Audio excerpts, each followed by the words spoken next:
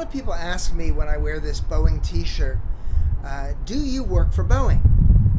And I used to say, truthfully, no, I don't. I took the factory tour and I bought it in the gift shop.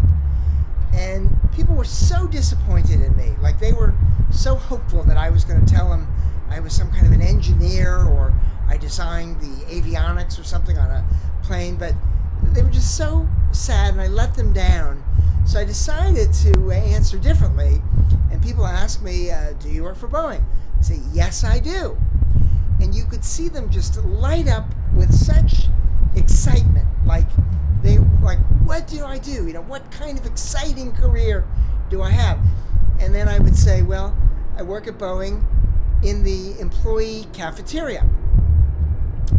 And immediately you could see this disappointment, like I had let them down. It was just like tragic for them. They were so hopeful for me, someone that I had just met, some stranger, and I just let them down. But now I do not work for Boeing, and by the way, working in a cafeteria is a perfectly respectable occupation.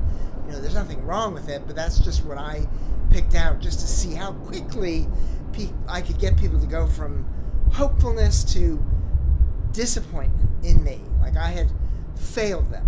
Complete stranger. I let them down.